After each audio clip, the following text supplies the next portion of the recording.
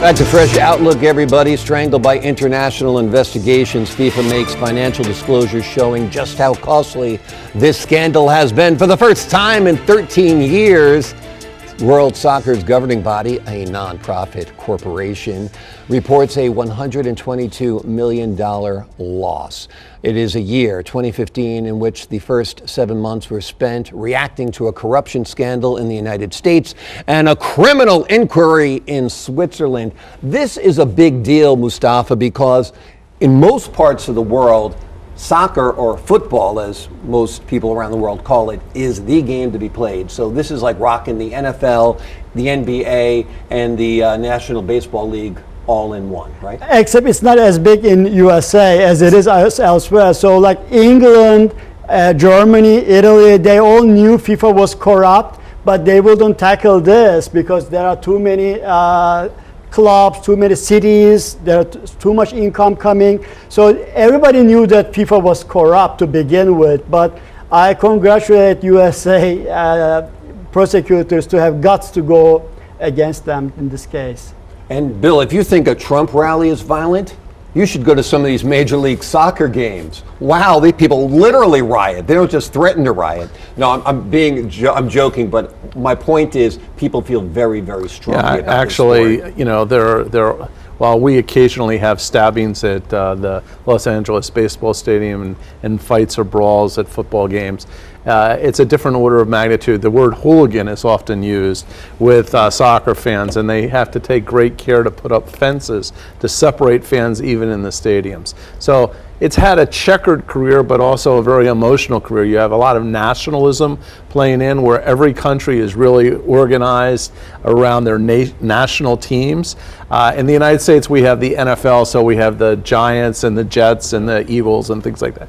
But it's at a low level in comparison to soccer. Speaking of hooligans, I've been called a hooligan once or twice in my life. It's not necessarily a negative, particularly on St. Patrick's Day, which was just the other day. We're seeing so much corruption, so many scandals, not only in soccer these days, Jonathan, but we're also seeing it in football.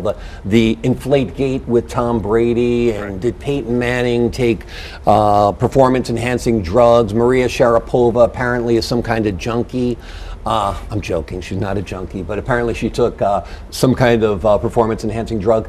People lose faith in their heroes and in their sports superstars when they hear these kind of things, correct? Yeah, you know, it could take an emotional toll on individuals, particularly if they are idolized by young individuals who are coming up and look at these individuals as role models. You know, when you think about FIFA and you think about some of the corruption that we're just discussing now, the fascinating thing about the lawsuit is that they want the money back from the individuals in which they lost it from to say, hey, these funds were for children. We were going to put new soccer fields in different places around the world to bring people into the game, to show them what soccer is all about. And then, lo and behold, corruption hits, and we're finding out that money is going to the Caymans now.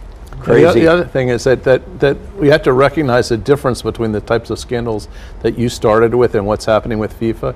The FIFA scandals are not about individual performance. They're not about a person cheating on the rules. They're about a systemic, organizational, corrupt structure that has been doling out money to people all over the world to get them in a position to make even more money. So it's a different level of corruption. It's corruption nonetheless in both American sport and FIFA, but it's a different type of corruption. Bill Rosenberg is a smart guy. Thank God I didn't have you as a professor, because he would have circled that on my paper in college and given me a D. You're absolutely correct. It's a difference between an individual doing wrong and a systemic problem. Good point. Let's turn to Eric Crusius. Eric, you've been listening to the conversation. What say you, sir? I mean, it's interesting. I mean, sports is really an escape for people to evade kind of things that are happening in our lives, and we view sports as kind of a vacation from real life. And sometimes I think these scandals evade being noticed because people don't want to see them. Because sports is kind of a fantasy land where we could all kind of live through our idols and not worry about these kinds of problems. But on the other hand, you have really a systemic issue within FIFA. This bribery and corruption scandal, and it seems like it took a long time for them to get tracked down. And I think the point earlier was really good. People just didn't want to notice it because soccer, or football as it's called overseas, is a very successful entity. People were enjoying it, having a great time, and even the hooligans were, especially when their team won. And it took some cold, hard reality to finally set in to see that there were a lot of people profiting off of this who shouldn't have. And now you have FIFA, ironically, trying to go after the money that those folks received with a filing in court recently. And it'll be interesting to see how that comes out. But I think they have a really hard case to try to get that money back, because they really have to show that the government, the U.S. government, has called FIFA an innocent victim, but it has to go beyond that. FIFA has to essentially show that they weren't just standing by and accepting these things happening. And that's not going to be decided until everyone's sentenced, so that could be years down the road anyway. All right, Eric, thank you. Mustafa, you were talking before about how this all started. Talk to me about the roots of the problem. Well, the roots of the problem is FIFA is an autonomous entity, and it gets billions and billions of dollars. They don't know where to spend it, and they have a lavish lifestyle. All the FIFA executives, they fly with private airplanes, five-star hotels, etc. And people noticed this long time ago. In Brazil, you will think that people will be happy to host World Cup. There were protests because they knew that the money is not going to come to Brazilian people. It will go to all those broadcast companies, all the sponsors. And FIFA is making money and having a lavish lifestyle, and they have to pay for this. And there are more to come. There's a Russia bid. And Russia won the rights to FIFA World Cup 2018. How did he get it? And there's Qatar. How did they get this? So there are more to come, and I wouldn't be surprised. I think they want to stop this at this point. They don't want this to escalate, but I think there are more questions to answer. Bill, it seems nonprofits, whether it's a Clinton Foundation or FIFA, are deeply troubled with people bringing in vast sums of money and then living like kings and doing with the money what they please. Oh, I'm not going to touch the Clinton Foundation. It could be a topic for a whole nother day. Exactly. But I think Mustafa raised a very interesting point.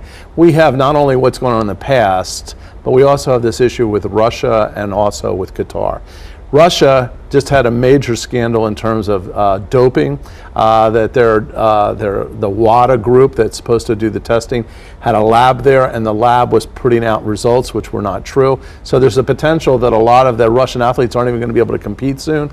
In Qatar, you have a human rights violation going on where workers are basically chained, in a sense, not physically but economically, not to be able to leave and working in an environment that really is causing untold havoc on their health, and a lot of people are dying. So the question is, why would you put a World Cup event in a stadium where the temperature is going to be on average 120 degrees on the field, except if there were bribes being paid, because a lot of people are going to make money out of it. The athletes aren't going to be happy. So someone's making money, and it's not necessarily the right decision. Jonathan, your final thoughts? Sure. I'm curious to see the outlook. I'm curious to see how and in what ways, if this money can be returned to FIFA, and how this works its way through the Justice Department's probe. I'm very curious to see what happens next. Okay, Eric Crusius, I will give you our last word on this topic. Tell me your thoughts on the FIFA scandal and what we can expect down the road. Well, I mean, this is not going to be a short or easy process. I wouldn't be surprised if this takes many years to wind its way through. In the end, I see if FIFA gets the money back, it's going to be given back with conditions, such as it has to be given to soccer development in third world countries or something like that. All right, Eric Crusius, Jonathan, Bill, Mustafa, thank you very much for your time. When we come back, a superstar's son dies and a record-holding astronaut calls it quits. More on that after this.